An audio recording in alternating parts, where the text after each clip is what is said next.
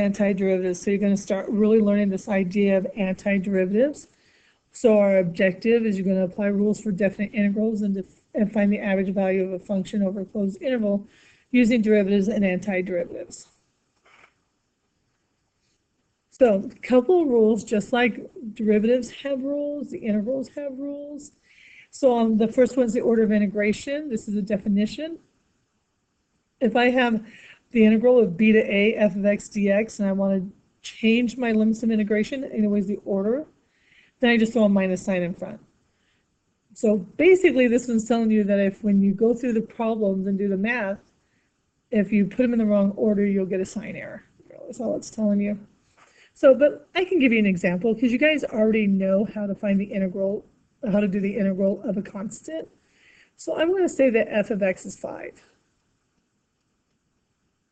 So if I had this guy, then I would have the integral of b to a of f of x, or well, let's just put in 5 dx. Then it's going to give me an answer of 5 times a minus b. But if I did it this way, if I change the orders of my limits of integration, I throw that minus sign out front. So I'll have a negative sign a to b of 5 dx. So my answer on that one would be negative 5 b minus a. But if you pay attention here, if I wanted to change this order to b minus a, I'd have to factor out a negative sign. So we're just taking care of that, the negative version of the answer. Okay, second definition is the 0, also a definition. If you're going from a to a, f of x dx is 0. So I'm going to continue using f of x being 5. So if I did the integral of a to a of 5 dx, from the last unit or last section, you know that this is just 5 times a minus a, but a minus a is going to be 0. And anything times 0 is 0. Okay, the next one, again, pretty much just a definition, constant multiple.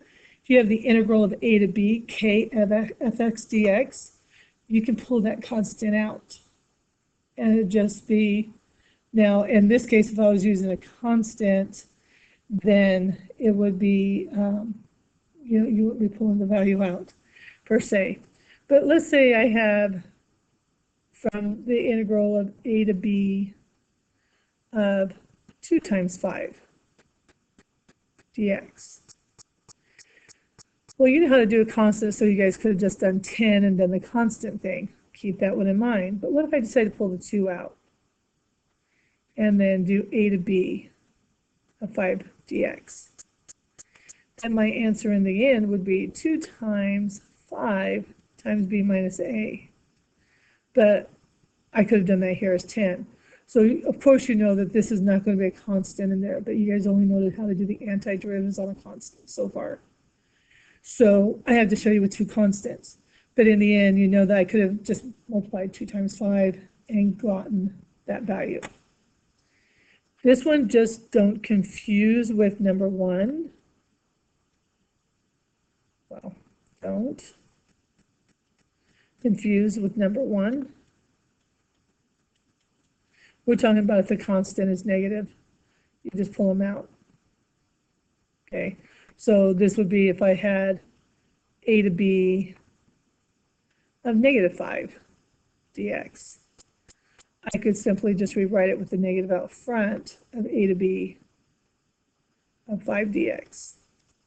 Limits of integration did not change. That's the biggest thing to make sure you pay attention to. So in the end, I would get negative 5 b minus a. So don't confuse that with the first one where I changed my limits of integration and brought the negative sign in to take care of my sign error. And that's what you get. You change the limits of integration, you're going to get a sign error.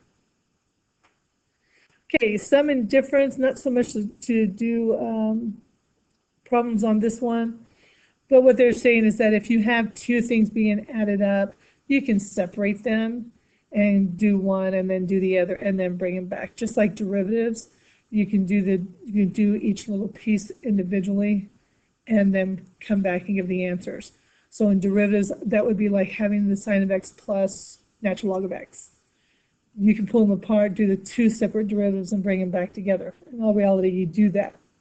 You could have done the same thing here and separate them out and do that. I'd notice that the limits of integration have to be exactly the same. Unlike the next one, your additivity one, which is used more often for area, when one is below the x-axis and one's above. So a to b f of x dx plus b to c f of x dx is the same as a to c f of x dx as long as it's a continuous function, because your upper limit is the same as your lower limit here. So that's kind of like the commutative rule. You can kind of kick the middle guy out and just go straight to a to c. Again, this is used a lot when we're doing areas, when we're going, okay, this part is below the x-axis, this part is above. So we need to separate those values. That way we can identify what part's negative and what part's not. Okay, not really an example on this. I mean, I guess I can. I can make, that was this example up here. Yeah, we really are not going to need those examples, not yet anyways.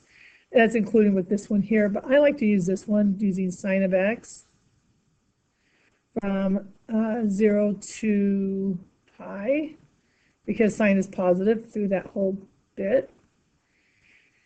And they're saying the minimum of f times b minus a will be less than the actual integral value, which will be less than the maximum value. So b minus a is going to just be pi minus 0, or pi. Then over here, same thing. This is going to be pi minus 0, just pi. The minimum value of sine between 0 and pi is 0. So that would be 0 times pi is going to be less than the integral. And since we're using 0 to pi, might as well throw that in there. Is going to be less than the max, and the max for on sine is going to be 1, so pi. So I know that my value from 0 to pi of sine of x dx is going to be somewhere between 0 and pi. So if I reread this, the max min inequality, if the max of x and min of f are the maximum and minimum values of f on the integral a to b, or on the interval a to b, then your minimum of f will be less than the value of the function, which will be less than the max. That's why I use sine from 0 to pi, because from 0 to pi, it's all sine is all positive, so it's going to have its max and min in that interval. If I did if I did negative pi to pi, we would have had that in there as well, because it would have been negative 1 to 1. So anyways, but I like this one better. Now, you guys don't know how to do this, but I will let you know that the value of this guy here is 2. We'll come back to that if we have to. And there you can see going, that value of the integral a to b f of x dx, if I'm using sine of x, the value of the integral is 2, which is definitely larger than 0 and definitely smaller than pi. There we go. Has to fall in there. Okay, the domination thing, this one, I see this one more as an obvious. If f of x is greater than g of x on the interval a to b, then when you do the integrals of f of x, you'll get a larger value than the integral of g of x. And like I said, that would be kind of like doing x squared and x cubed, or even a constant and an x. The x value, obviously, because you do the opposite of what we're doing. And then it says that f of x is greater than 0 on the whole interval of a to b, then your integral. So sine, the function we did on number 6, it's always greater than 0. So your answer will be, in the end, greater than 0. Okay, so let's start looking at using some of these rules. And I know I spent almost 10 minutes just going over some of the different rules or definitions. So we'll just do a couple examples, and then we'll call it a day, get you started on homework, and then finish up tomorrow. Using the rules for definite integrals, suppose the integral of negative 1 to 1 of f of x dx equals 5, and the integral of 1 to 4 of f of x dx equals negative 2, and the integral of negative 1 to 1 of h of x dx equals 7. It says find, if possible, 4 to 1 f of x dx. Now, this is using that very first definition, number 1, where we can change our limits of integration. But if I switch these two, I have to change the sign. So it's going to become negative of 1 to 4 f of x dx. But you know what 1 to 4 f of x dx is because it's this guy up here. So your answer is going to be negative 2, or 2. That's all it is. Nothing more than that. Don't overthink these. But they do this to get you using those different rules and properties that you can use. So let's look at another one. It says suppose negative 1 to 1 of f of x dx, same thing as the last one, 2 and h of x is 7. So I got two different problems on here. The first one I want you to find negative 1 to 4. Well, this one goes negative 1 to 1. This one goes 1 to 4. So I can do the sum and difference ones. Anyways, I can split these up. And actually, it's the additivity one, sorry. So it's number 5, the additivity. I had to look back. I'm not going to ask you which properties you're using. You just have to know how to use them. So what I'm going to do is change this negative 1 to 4 to negative 1 to 1 because I have that answer of f of x dx plus 1 to 4. Now this is one of those where you can go, why would I want to split these up if I didn't have to? Well, if they gave you information like this, you would have to. Because I don't know the answer from negative 1 to 4, but I know it from negative 1 to 1, and I know it 1 to 4. So this answer is 5 plus negative 2, and 5 minus 2 gives me an answer of 3. Okay, and then the second one they asked you to do is negative 2 to 2 of h of x dx. Well, this is f of x, this is f of x. This is the only information they give us about h of x. Now, a lot of people want to say, oh, this is going to be 14. No. Okay, because we don't know what the actual h of x is. We only know the value from negative 1 to 1. A lot of people want to just write 2 in front and multiply it by 2, but you can't. This is simply not possible. None of the rules we have will give us that answer.